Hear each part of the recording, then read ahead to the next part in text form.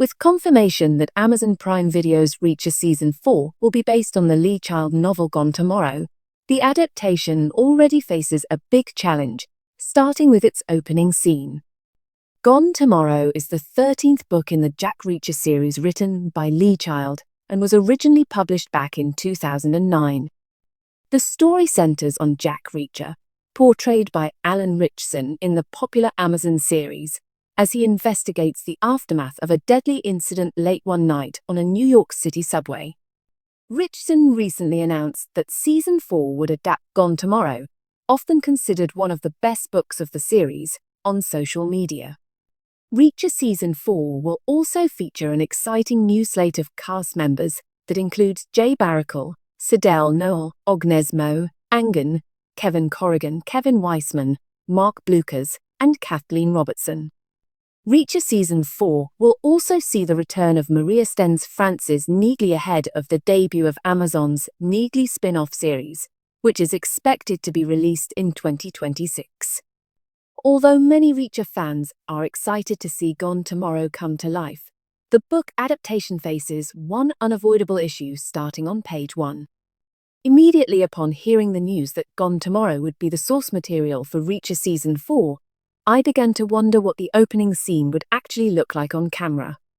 So much of Reacher's inner monologue is left out of the series already due to the fact that the series does not use voiceover for his character.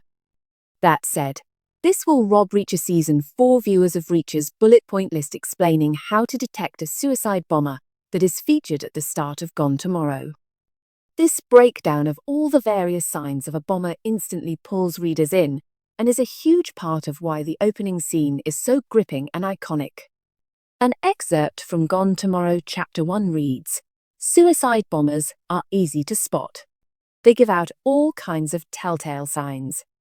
Mostly because they're nervous. By definition, they're all first-timers." Reacher discusses how he learned a specific list of traits to spot suicide bombers while he was in the military, which has never left him.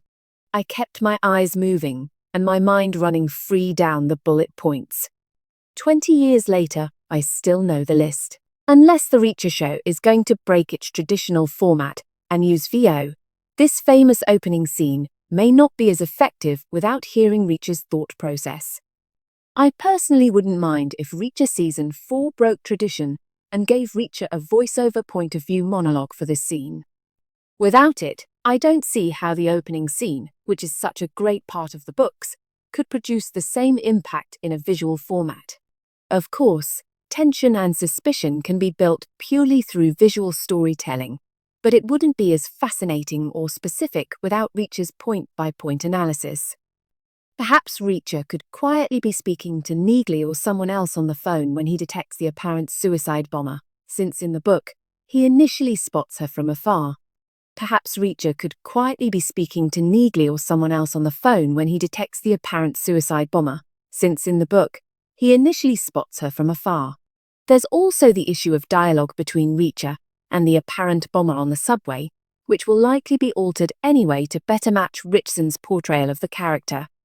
Reacher could explain some of this bullet point checklist to the bomber, which would make for a gripping scene as he tries to de-escalate her from making a bad decision. Of course, those who have read Gone Tomorrow already know what happens at the end of the scene, but for those who are coming in blind, they deserve to enjoy Reacher's analytical expertise the same way that Gone Tomorrow readers have. Ultimately, if Reacher Season 4 doesn't capture that scene well, it will start off the entire season on a disappointing note.